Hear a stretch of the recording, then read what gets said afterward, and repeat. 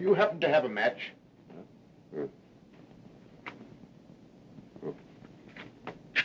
Say, where you come from? This building is closed. Thank you. We'll have you the correct time. It is just 9 o'clock. Oh, thanks very much. Still, I don't understand.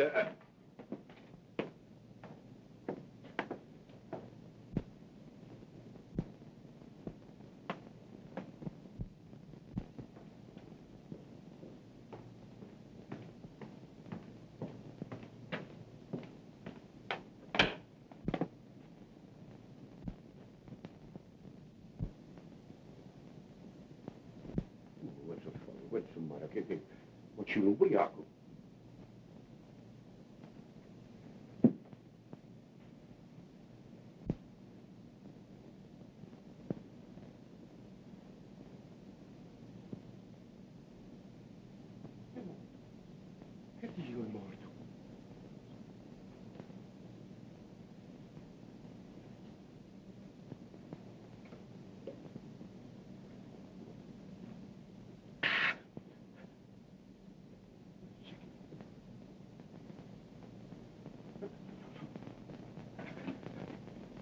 Police! Police!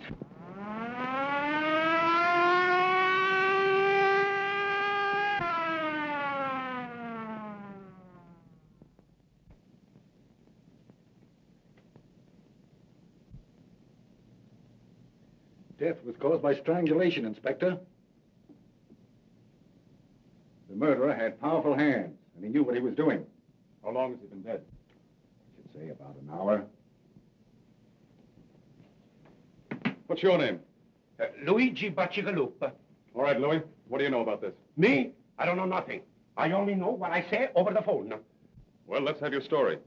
But I knew something terrible was going to happen tonight. So you knew something, huh? Oh, Mike, what's happened? Why, there's been a... Oh, yeah. I see.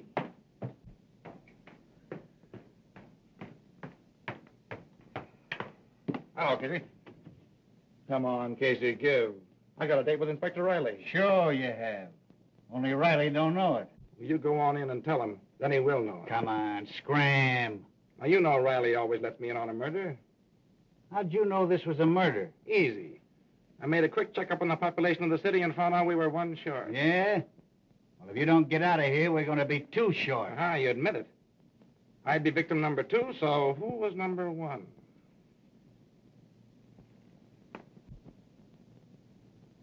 Garfield. Garfield. Where did I read something about him today? Now listen here. I remember.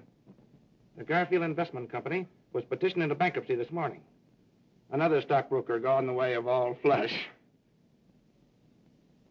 Another stockbroker?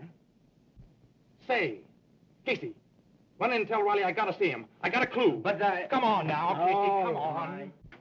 I'm sorry, sir, but that Burton guy from the Chronicle is outside. You mean inside? Now listen. All right, Casey. All right, boy. What are you doing here, Burton? Well, you know I always tag along with you on all your unsolved murders. I just thought I'd come along to see that you didn't break the record. Is that so? Well, don't break anything on this story till I tell you to, or there'll be trouble. Ah, you know me. All right, Casey.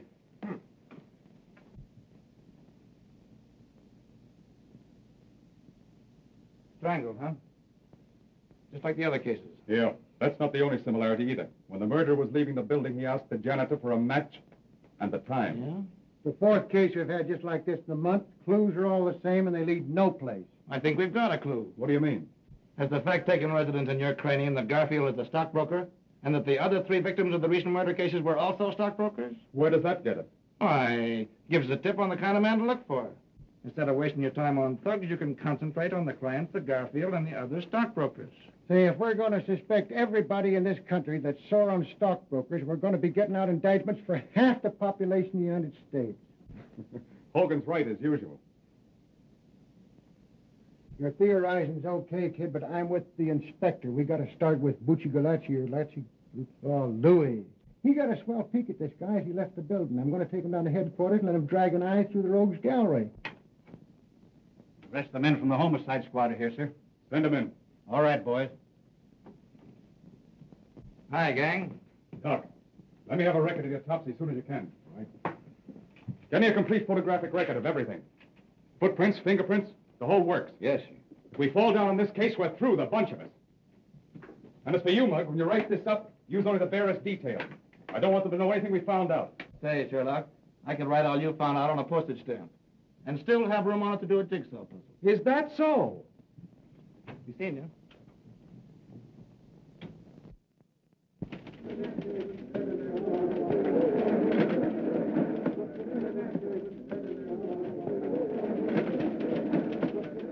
And that the opening of the opera season was a brilliant success is shown by the number of socially and financially prominent people who attended. The beautiful Mrs. Leland Gray Switzer lent a charming presence and was attired in a severe white evening gown covered by an ermine wrap. The lovely Miss Myrtle Hempstead was there also, and she wore a Running gown... pants, football cleats, and a spray of rhubarb. And a good time was had by all, because that worthless reporter from the Chronicle favored the gathering by his absence. As to what he was wearing, he was just wearing on everyone. How many times have I asked you not to spoil my record? About as many times I've asked you to marry me. Only up and up, Jerry. How about it? We get a place and raise some chickens? What do you say? Huh? Oh, Jack, I have so much to do. Go away. There you are. Marry me and I'll do all your work for you. I overheard the city editor say this morning that as far as your work was concerned, well, you better snap into it. Oh, yeah? For you, Miss Crane. Thanks.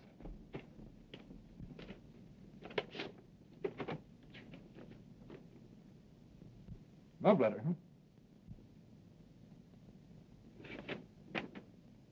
No, it's from Mother. Same old thing. Doctors, bills. I just can't seem to get anywhere. You're carrying too much of a load, kid. Why don't you let me help you? No, Jack. I couldn't do that. But if we got married, I'd have the right The to. right to let me saddle you with all my burdens. Is that it? Say, nothing connected with you could be a burden. You know I'm crazy about you. You've got enough on your shoulders looking after yourself, Jack. What's the matter? Don't you think I'm going to get any place? Not unless you settle down to some sort of serious work. You know, you can write a story with more punch and drama than anybody else in the game. Yet all you do is waste your time in sensationalism. Murders, kidnappers, frame-up, scandal. Well, these guys like Winchell don't do so bad. You're no Winchell, yes. Say, the only difference between me and Winchell is that he's been around more places than I have. But I'm catching up on him fast. Mm-hmm. Yeah. What do you think of the swell little murder we had last night, huh? Now, there you are. You would think that a murder were a show or something. Well, this one's going to be a show. It'll rock the town before it's through. Well, well, Philo Vance himself, in person. Good morning, Miss Crane. Good morning, Hogan. A little bit out of my precinct this morning, but I feel awful good just having solved the Garfield murder. You solved it. Why, you credit-snatching flatfoot. You know it was my idea to have the janitor look through the pictures in the morgue room. Say, if I hadn't agreed to Louis coming down to the Chronicle, what good would your hunch have been? You mean they've caught Garfield's murderer? Yeah, got him in jail now. Congratulations, Mr. Hogan. That was pretty quick work, wasn't it? But listen to me, they'd had that guy in the who's go 6 hours sooner. Say, what's the matter with you? I come down here to tip you off to a scoop and you treat me like a relative or something. All right, how much is it going to cost me? That is outside my car and my next year's salary. No, I just wanted to see if you got the name right. Terrence Aloysius Hogan. All right, Hogan. You're not a bad guy. I guess you deserve a break. Yeah, spell that middle name right. It's Aloysius.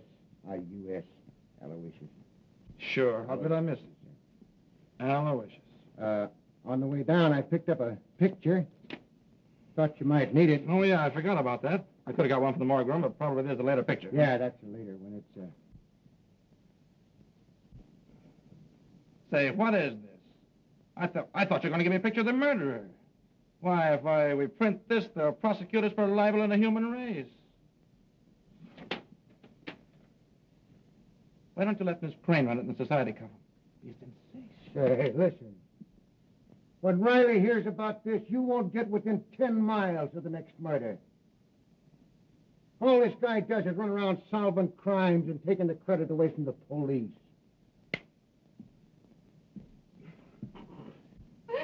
Poor Hogan. He means well, but he just ain't bright. Say, kid, what do you know about this big shot Breen, anyway? You mean Jerome Breen? Yeah, that's the baby. He's been giving the socialites an awful play lately. It's more in your line than mine. Well, I haven't got time to look him up in the files just now. Let me see. He came to town about 2 years ago. Mm-hmm. Bought the Tucker estate. Yeah. Everybody likes him. He's given thousands of dollars to charity and all that sort of thing. Boy, what a yarn for the front page this'll make. What's Breen been doing to get himself on the front page? Oh, he's the guy that killed Garfield and a few others, probably. Why, Jack, that's ridiculous. Jerome Breen isn't the sort of man who would murder anyone. No? Well, Louis, the janitor, possibly identified him as the man who was prowling around the building the night Garfield was strangled. Have you seen Mr. Breen? What does he say? Sure, I was with the squad when they picked him up. Naturally denies it, they always do. Jack, I think it's terrible to arrest a prominent man like Mr. Breen on so little evidence. Yeah? Well, we're going to have a whole lot more evidence before we get through. Now I see it. Just because you and the police department have a lot of unsolved murders on your hands, you're going to pin it on a man who's done more for this city than all the police and the newspapers put together. Say, why are you so hot for this fellow Breen, anyway? Because I know all the good he's done. His donations to charity, orphanages, hospitals. Yeah, that's a new gag nowadays. Charity covers a multitude of murders. It says here that the man the janitor identified spoke to him, right? Right. Well, perhaps you're forgetting the fact that Jerome Breen is both deaf and dumb. No, I know all about that. I interviewed him once. I had a hunch that he could do something with those hands besides talk with them. Jack, can't you see how your work is warping your mind? Why, all you're becoming is a trafficker in ruined reputations. Yep, me and Simon McGree. You see? It all comes back to what I said in the first place. We're always arguing. We can never agree on anything. The only thing for us to do is to get married. With your cruel attitude towards people, I wouldn't marry you if you were the last man in the world. Baby, if I were the last man in the world, I'll say you wouldn't marry me. You'd be run over in the stampede. Why, you...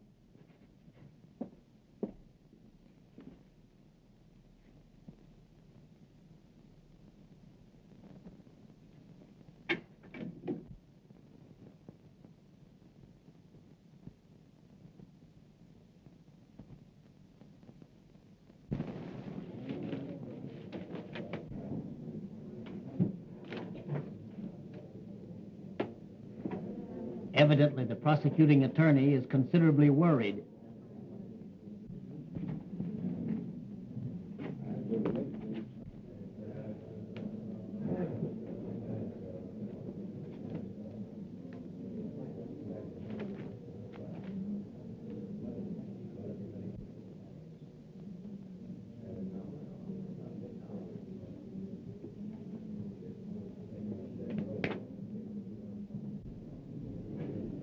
Mr. Breen says that if the prosecuting attorney has any hopes of winning the case, he should be worried.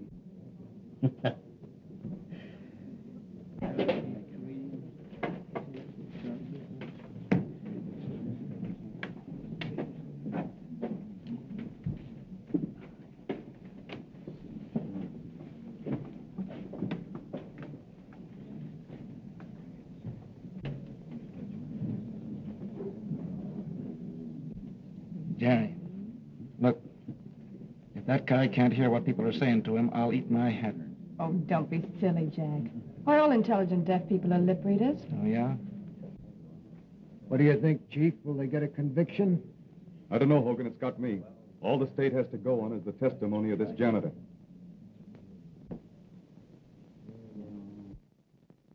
And every woman in town believes he's innocent. I was talking to the president of the Ladies' Auxiliary, and even she said that this trial was nothing more than persecution. Well, I don't blame them. They've been reading those soft soap articles of yours about poor Mr. Breen. But what about your stories? Calling him the Sphinx and everything. Well, Hey, the Supreme Court of New York now in session. The Honorable George Warren, Judge, presiding. Be seated. Continue. And when I have found the body, I call for the police. If you were to see this man again, would you recognize him? Sure. I have seen him again. You have? Where? Right in this place. Order. Will you point him out to us, Luigi? Sure. That's him, down there.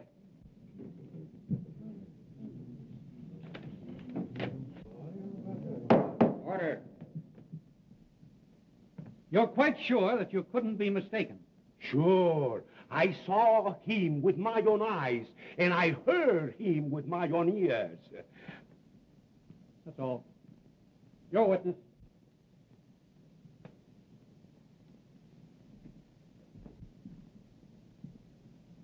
Mr. Baccigalupi, have you ever had hallucinations?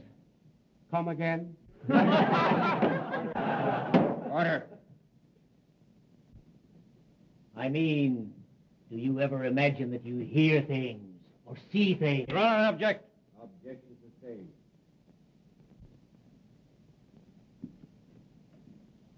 Mr. Baccigalupi, you are positive that you heard Mr. Breen speak to you? Yes, sir. Suppose I should prove that it would be impossible for Mr. Breen to speak. Was you there? Order. What would you say if I tell you that we're going to prove that Mr. Breen is deaf and dumb? I say you were a screwy. Order.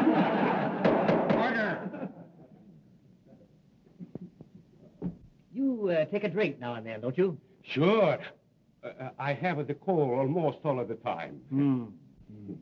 It was cold the night of the murder, as I recall. Maybe you took a few drinks of whiskey to warm you up. No, sir. No. Think now.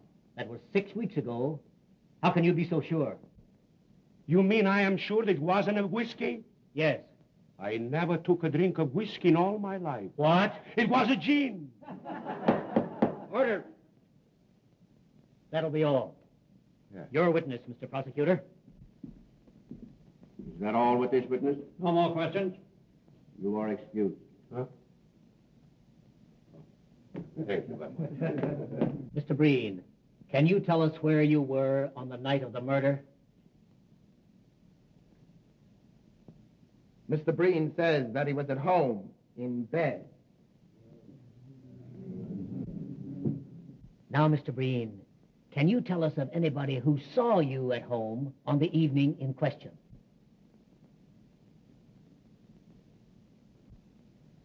Mr. Breen says that I was at his house at the time. All right, Mr. Jenks. We'll get your testimony later. That will be all, Mr. Breen. Your witness. You see, if Mr. Breen weren't innocent, he could have hired a flock of witnesses to prove an alibi. Yeah? And if he's the shrewd boy I think he is, that's just what he wouldn't do. Oh, Jack, I'm surprised at you. Why, this is the flimsiest evidence I've ever heard given in a murder trial. I don't give a hang about the evidence. I tell you, Louis is right. If this guy is acquitted, we're going to have some more murders. Oh, ridiculous. Your name? Augustus Calvin, Your profession? physician and surgeon. Dr. Calvin. Doctor, have you examined Mr. Breen, the defendant? I have. Did you discover any abnormality in his physical structure? Yes, Mr. Breen can neither hear nor speak. Order. Just what, specifically, is the cause of his misfortune? Mr. Breen has paralysis of the vocal cords and the oral nerves. Well, just how long, in your opinion, has this condition existed? It was congenital. He was born with it. Order. Thank you. That'll be all. Your witness. The court, please. I move a recess until physicians appointed by the court have had an opportunity of examining the defendant. Motion granted. Court adjourned until 10 o'clock tomorrow morning.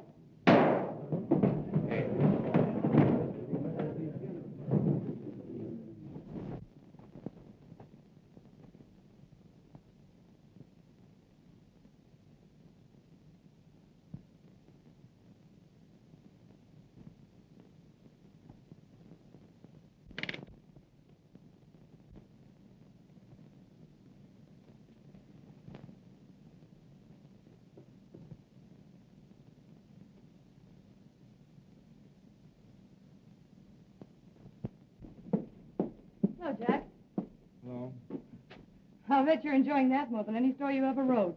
Please, Jerry, go away and let me enjoy my piece, will you? Oh, forget it, Jack. Why, you just had a wrong slant in the thing from the beginning. Wrong slant, huh? Say, it would take more than the decision of 12 dumb clucks to make me change my opinion. I suppose all we gotta do now is to sit back, wait for some new murders, and cheer. Oh, don't be silly. Hey, I'll be through this in a minute. How about tying on the old feed bag? I'm sorry, I have an engagement. Yeah? Who's the lucky guy? To a very, very dear friend of yours. All right, who is it? Mr. Jerome Breen. Jerome Breen. Mm-hmm. Mr. Breen dropped me a note thanking me for my kindness in the articles I wrote about him during the trial. Invited me to his home. Jerry, you're not really going up that fellow's house. Why, of course I am. I talked to the boss about it, and he's going to pay me extra money for a series of articles on Breen. Listen, baby, honey, listen. I know there's something screwy about that guy. Why, the idea of you being alone with him would drive me crazy. Oh, Jack, pull yourself together. Why, everyone you see lately is a boogeyman. This criminal court assignment of yours must be getting on your nerves. Jerry, if you go up to that man's house, I'll... Oh, that'll be swell. Only don't make it a habit.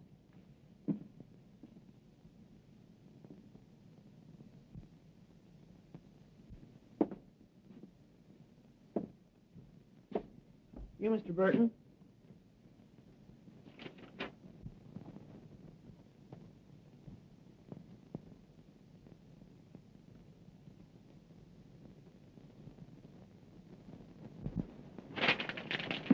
All right, son.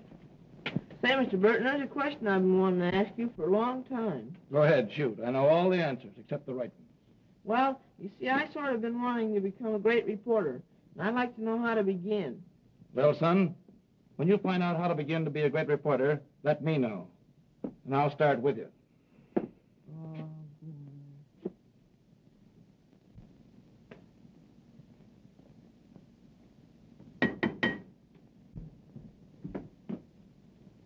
How do you do?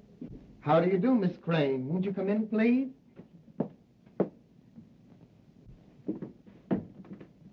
If you please.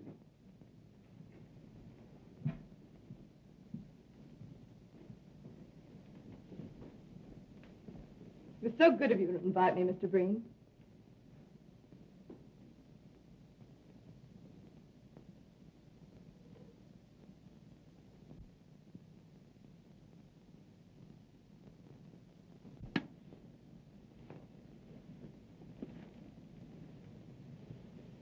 It's a lovely house you have here.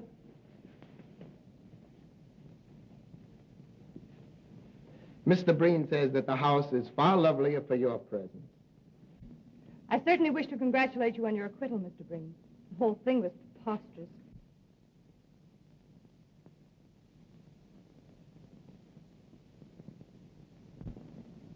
Mr. Breen says that your articles in the Chronicle were more effective than anything else in showing how preposterous the accusation really was.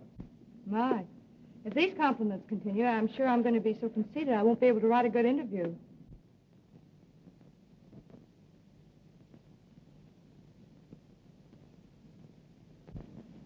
Well, why write one then? And Mr. Breen is afraid that an interview with him will have one boring necessity. I don't understand.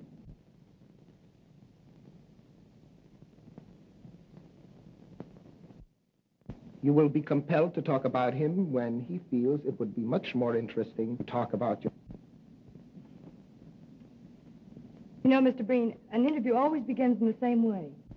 Where were you born? Mr. Breen has jotted down some of the facts of his life that might be of interest to your public.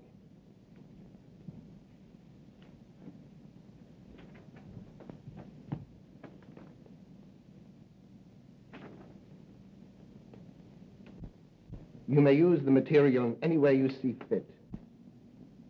Why, this is splendid. It'll be a very good beginning for the series of articles I have in mind. Mr. Breen says, and now you have no alternative except to talk about yourself. And now, Miss Crane, if you will pardon me, I shall make the tea. I do hope Mr. Breen isn't bored.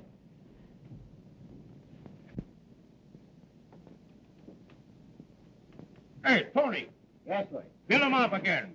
This, 3 points and 2 fifths. Pretty good, eh? Okay, Lloyd.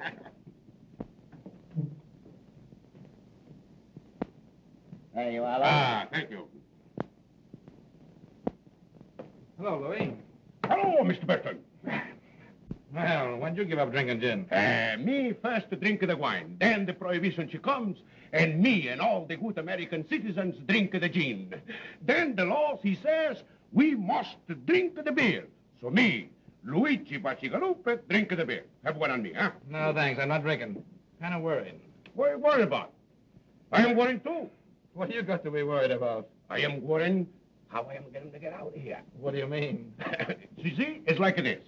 I eat the pretzels, then I get thirsty. I drink a glass of the beer, and when the glass of the beer goes down, I get hungry again, then I eat the pretzels, and I wonder, worry, what is going to be the end. Yeah, that's tough, all right. Hey, listen, Louis. Yeah. Are you dead sure it was Breen you were talking to the night of the Garfield murder? That's what I say in court, isn't it? Ah, I know, old man, but nobody seems to believe you. Now, after all, you know, you were drinking pretty heavily that night, weren't you? You might have been mistaken, huh? Say, Luigi Baccigalupi only make one mistake in his life, and I marry her. All right, now cut out the Second Avenue comedy stuff, will you, and listen to me. Maybe you did have one drink too many, huh? Maybe you were seeing things, huh? Say, a few shots of gin means to me as much as a glass of milk means to you. I was brought up in it. I mean, the gin, not the milk. But man alive, how could it have been Breen you were talking to if he couldn't talk? Say, this is the last time I'm going to speak to you about this. I know what is what, and I know what is what not. If I have to decide, and what judges and lawyers and the like, and what I see with my own eyes, I stick to what I see with my own eyes. Say, that guy Breen is a bad egg. And anybody that gets mixed up with him is going to be in trouble sooner or later. Maybe sooner.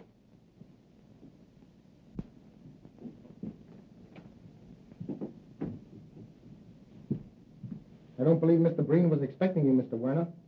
Well, I've got to see him. I'll wait. All right. But you must meet Mother sometime, Mr. Breen. I know you'd like her.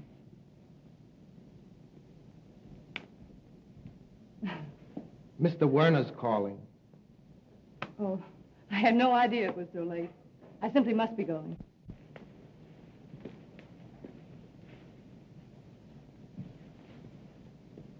Mr. Breen says he hopes you will come often. He is very lonely.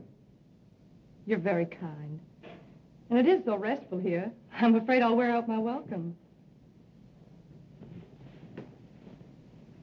Thank you. Goodbye.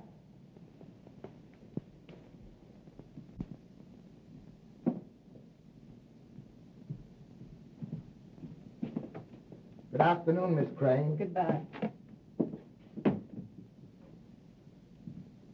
I think Mr. Breen will see you now. You bet he'll see me. If he knows what's good for him.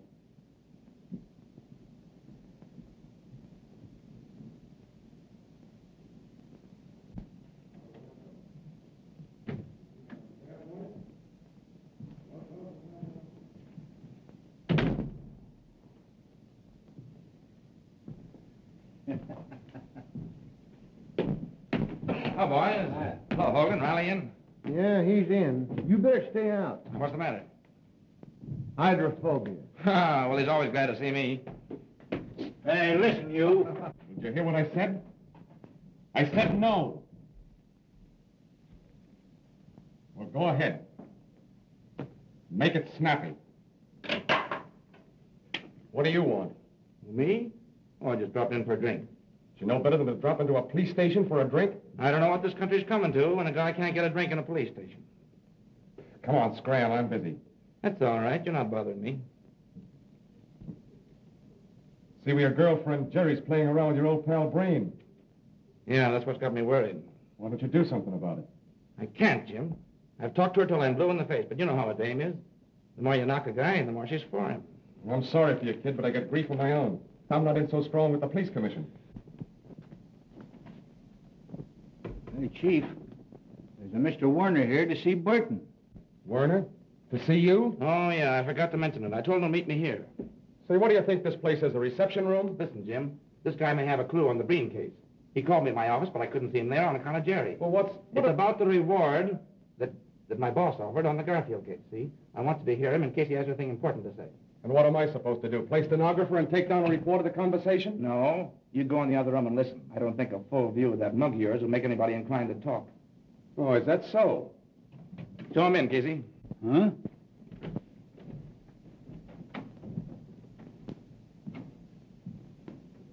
Hello, Mr. Warner. All right. Have a seat.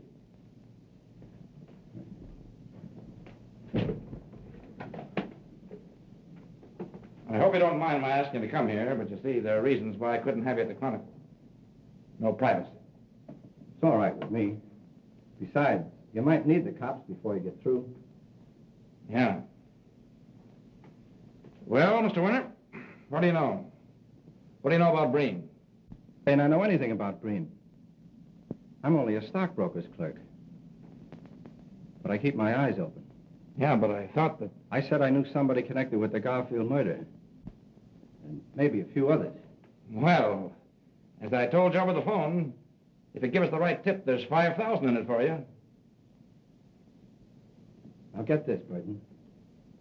I've got a date tonight with a certain party. If he treats me right, there's no story. Well, where do I come in?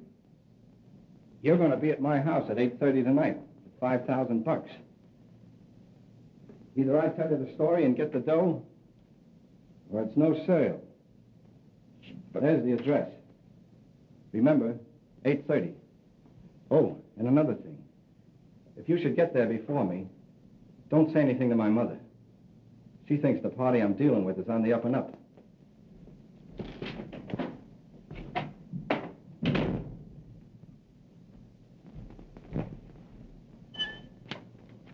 Well?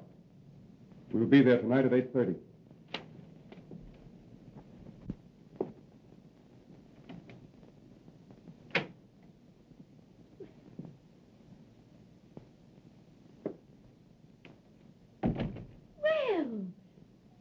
Mr. Breen, I didn't know Dave was expecting you.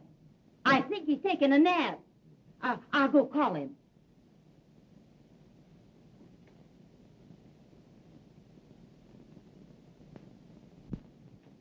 Oh, yes, upstairs.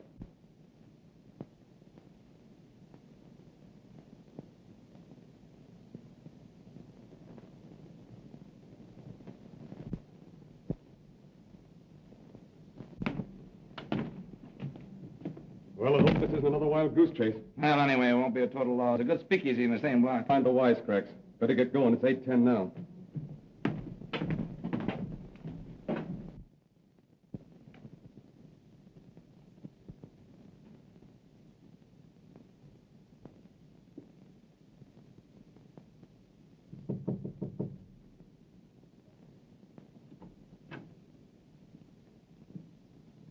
Mrs. Werner, do you happen to have the correct time?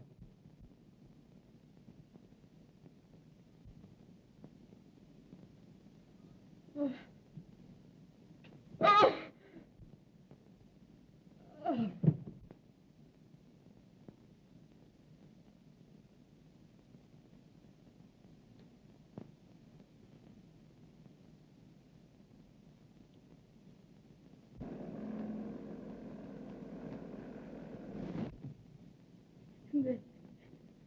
Then Breen, when he asked me the time, I couldn't remember anything else.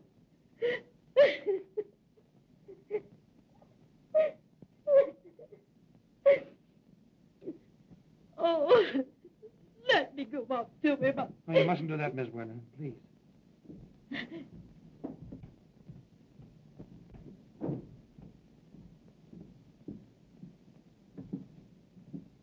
Well? Same as the others. He's dead. I knew it. I knew it! Oh. Oh.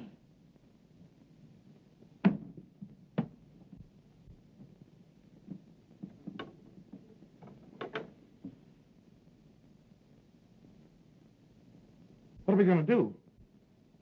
Undoubtedly Werner knew Breen's secret. That's why Breen did away with him. Yeah, that's right. We're going to that skunk's house. Hey, what about her? We'll take her to the neighbors. Come on.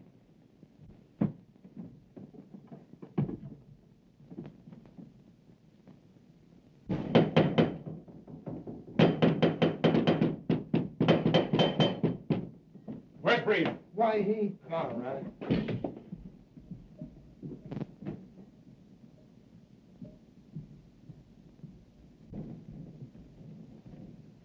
Get up, Breen. I want to talk to you. I say, sir, you've no right. Shut up, you. I'll make my own right. Breen, you murdered Werner. We've got the goods on you.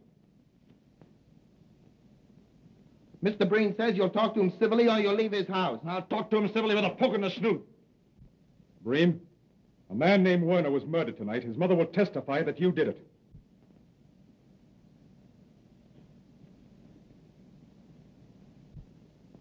Mr. Breen says, why don't you arrest them again and make yourselves the laughing stocks you were in the Garfield case? Why, you...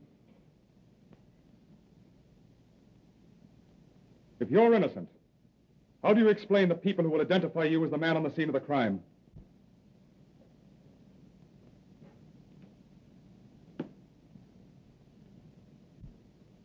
Mr. Breen says, if you look at the matter calmly, it is easily explained. The watchman on the Garfield case was obviously drunk and might have identified anyone. And Mrs. Werner, after her son was murdered, probably had an hallucination caused by what she'd been reading in the papers.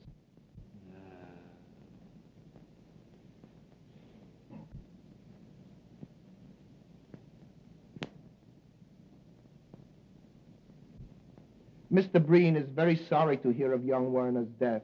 He liked the boy immensely, and he will do all he can in order to help to bring the murderer to justice. Thanks.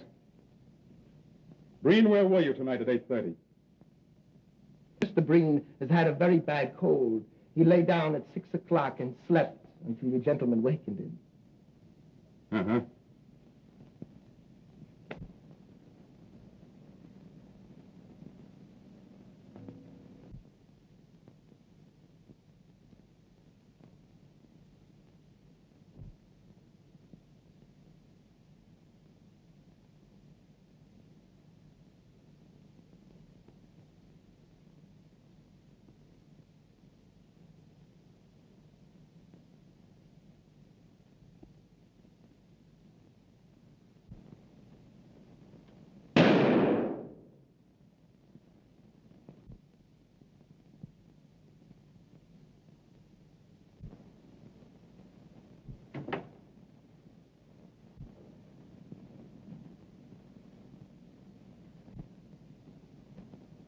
Say, why should Breen have a piano if he can't hear music? Mr. Breen has the piano for the enjoyment of his guests. Oh, yeah.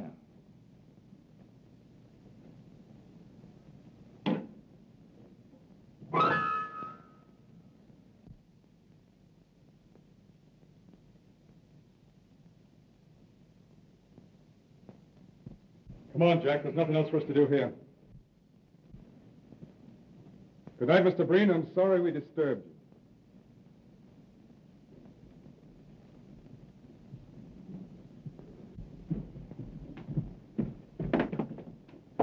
Good night, gentlemen. Say,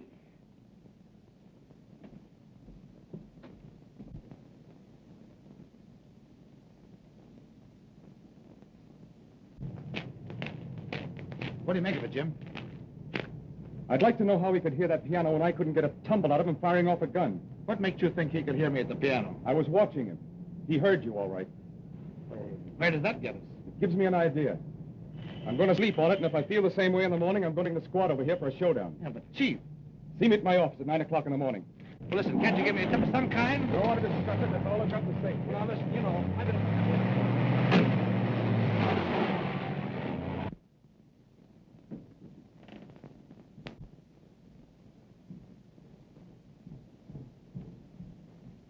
That copper's onto something.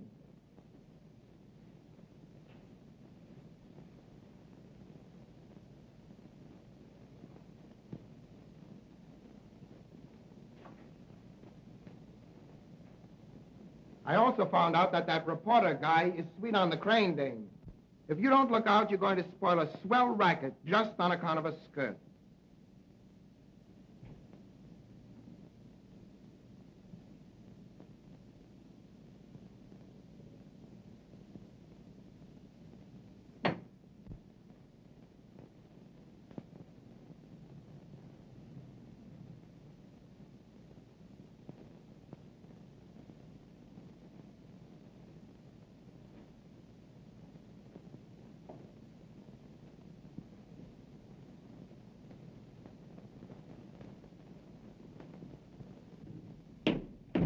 Hi, boys.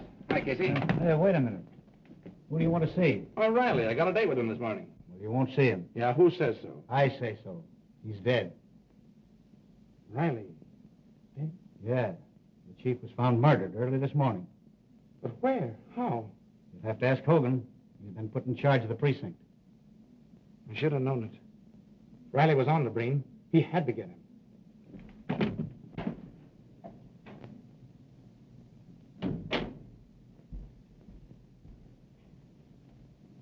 Hogan, how did it happen?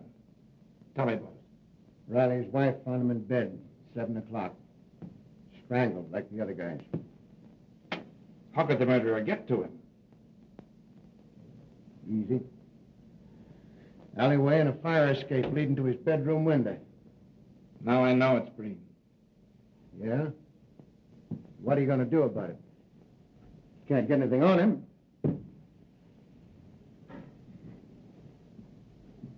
What a swell break I get. For 15 years, I've laid for this inspectorship, and now they hand it to me with 5 unsolved murders staring me in the face. What's the police commission got to say? They give me 2 weeks to find the murderer of Riley, or I'm canned. You can send in your resignation right now. You get anything on Breen, he'll take care of you just as quick as he took care of Riley. Yeah. I wonder why he went after Riley. Riley found out some kind of clue at Breen's house last night. He's going to tell me about it this morning. Breen got wise to him, pumped him off. What was you and Riley doing at Breen's house last night? We went up there on the Werner murder. Couldn't get to first base. And what's the lowdown on that Warner case? I was somewhere else. He got Werner for the same reason. Werner got wise to his secret. I tell you, that guy Breen's a maniac. He'll kill anybody who finds out about him. I wonder who else might stumble on to that guy's secret. We might just as well tip him off to stay away.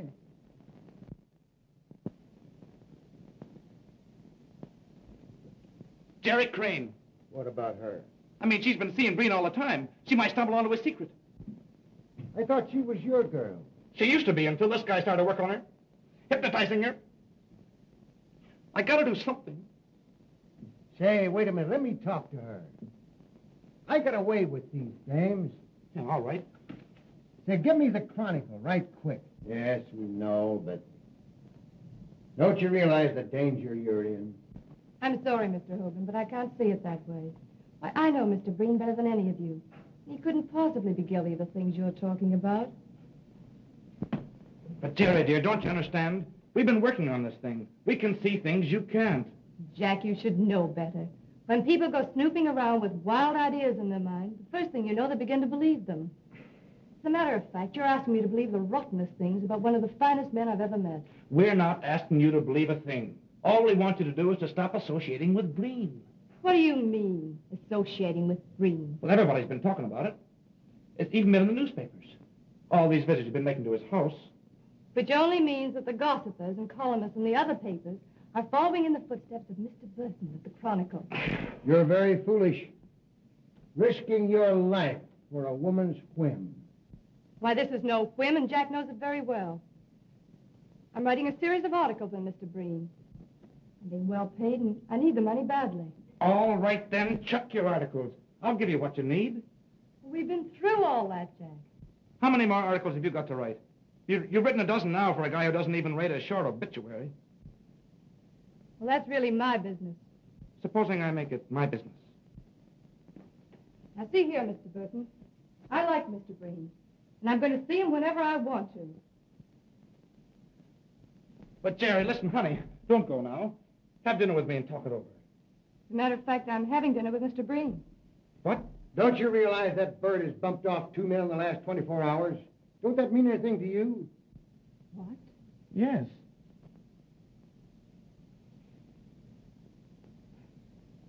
No more than it would to Jack or any other reporter covering an assignment. Even if it were true. But, Jerry... Oh, I'll tell you what I'll do. If it'll make you feel any better, I'll ask Mr. Breen not to murder me. But, Jerry, listen, supposing you should stumble onto his secret. I won't, my dear. I'll pick my steps.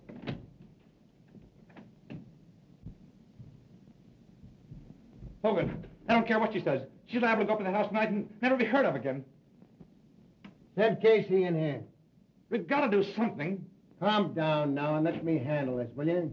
You want me, Chief? Yeah, I want you and Sullivan to watch that Breen house.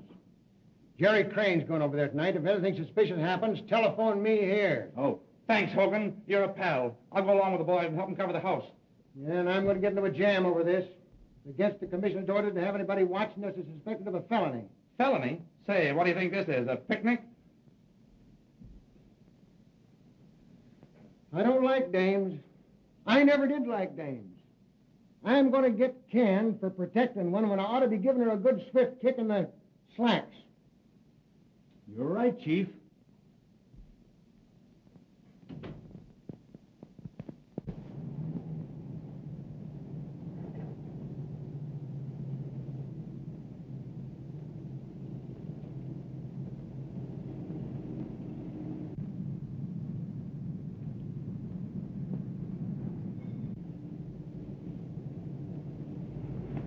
Is that the Crane dame just went in the house? Yeah, I was talking to Burton when she went by. Just our luck. She's a good-looking dame. We're liable to have to wait here for hours. Well, it's Hogan's orders. You better keep circling the block.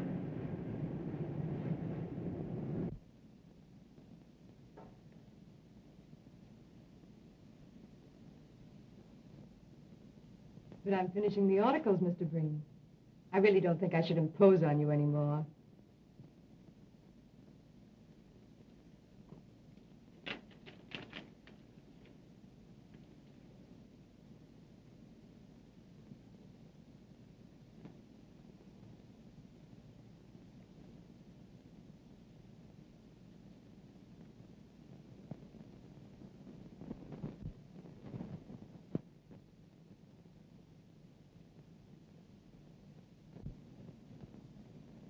I can't see any reason why I should stop coming up here.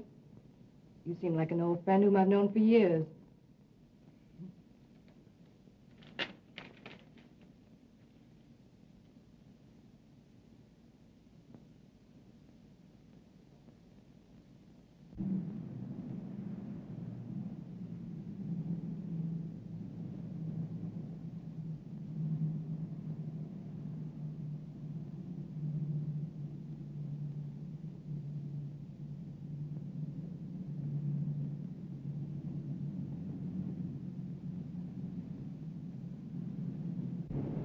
Got a cigarette, Casey?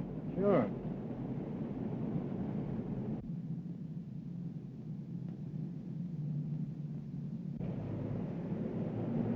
Better walk on. I got a hunch that guy spotted us.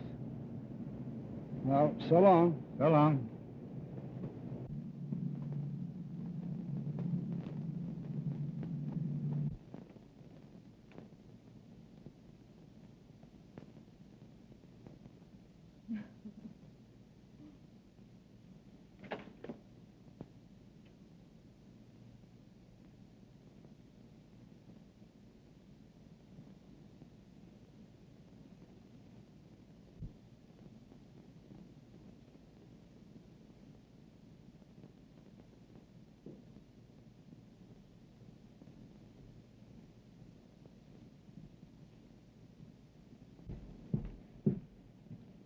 I told you about that dame.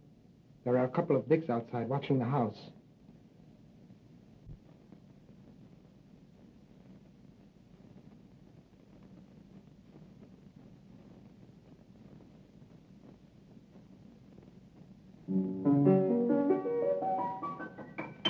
I told you.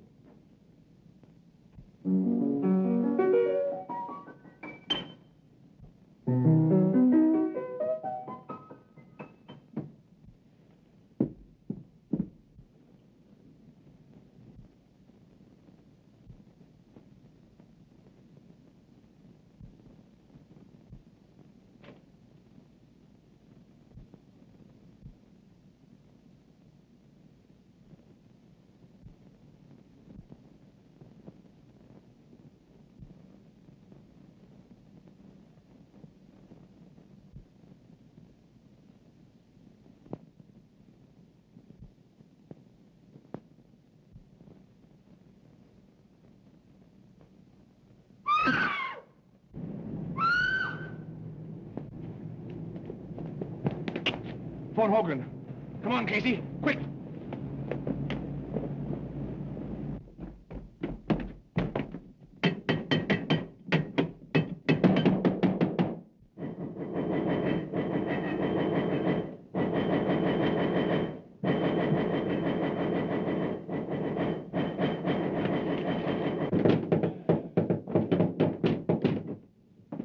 Gentlemen. Get in there.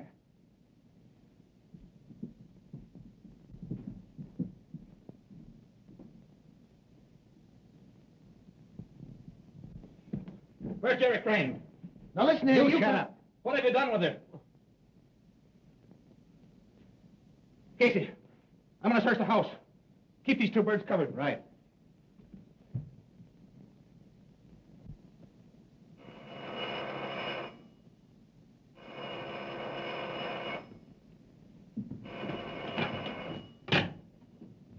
Hello? Hello? Yeah, Hogan? I'll have the squad right there. Get on the way, boys. Get on your toes. We're leaving. We're on our way.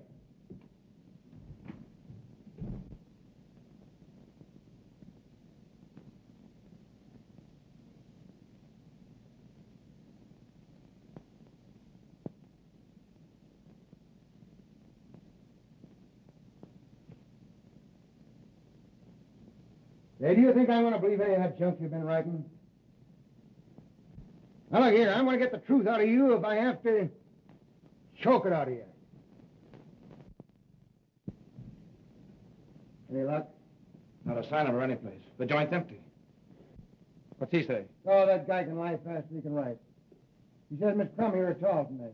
Didn't you tell him we saw her come in? Yes, he says that's a maid, and she went out the back door. Say, if you know what's good for you, you'll come across. The minute I find out anything's happened to that girl, you'll be on the business end of a bullet.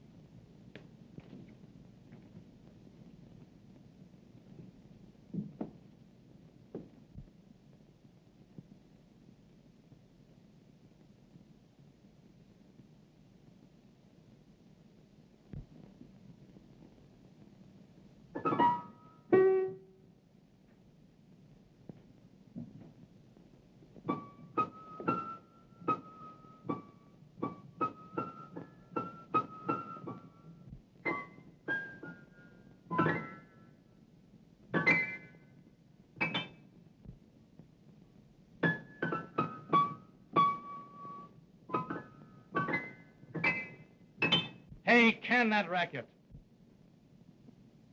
You just ain't got no ear for music. Besides, I think a lot better when I play. Yeah? Say, I got a hunch I've got the secret of this mystery right at my fingertips. I tell you, Jerry's right here in this house. Yeah, that's right.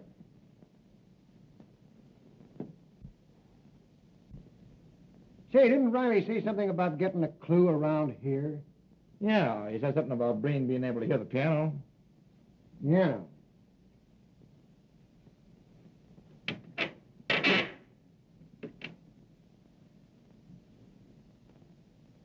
Well, I don't know what kind of a clue he'd get out of that. Yeah. Whoopsie.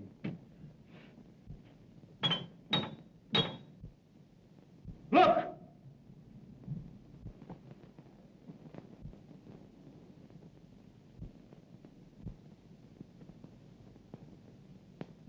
Get that guy!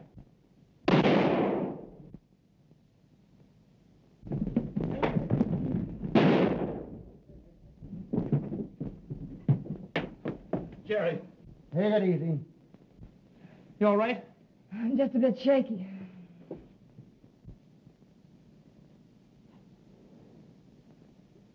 Yeah, you take it easy there, boy. Oh, I told you not to trust this fella, didn't I? Thought you said she wasn't here. The other guy's dead, Chief. Yeah? Watch him.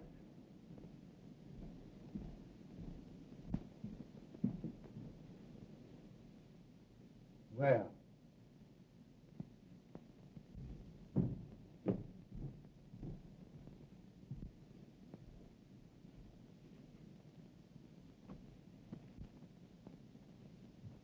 They're just like as two peas in a pod. They can't both be deaf and dumb. I wonder which one of them we plugged. Hey, can you talk or can't you? Now, I'm going to tell you right now, I won't believe a word you say. All right, gentlemen. I'm ready to talk. It's my duty to tell you that anything you might say will be used against you. Nothing will ever be used against me. No? Well, begin, and don't talk so much. Well, we're waiting. The mystery of the Sphinx, as you gentlemen of the press have done me the honor of calling me, should now be really quite obvious. Whenever I found it necessary to remove an obstacle, it was quite simple to establish a perfect alibi. My twin brother temporarily assumed my identity, and he being a real deaf mute, well, of course, would naturally discredit any witnesses who might testify that he had spoken to them. How successfully my little scheme worked could be attested to by the police departments of other cities beside your own. My only oversight was my inability to foresee an inspector with a talent for the piano.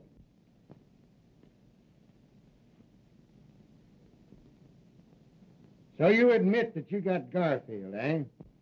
Unfortunately, I did. I formed a stock pool with 4 other brokers with Garfield. They didn't like the way I did business and threatened to go to the district attorney. Well, I had to protect myself. Why, of course. And Werner and Riley, what about them? Werner was a skunk. He tried to double-cross me. Riley got suspicious about the piano. And Jenks, was he in on this? Where is that guy? Jenks is miles away by now. Suppose you ask him. You won't talk, eh? Well, suppose we get going before you get a chance to get miles away. Snap 'em on him.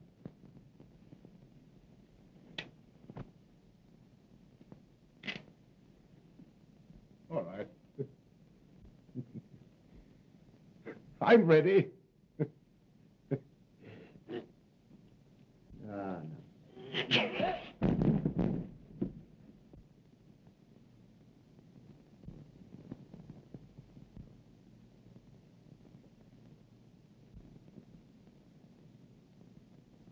He's dead. Must have been heart failure.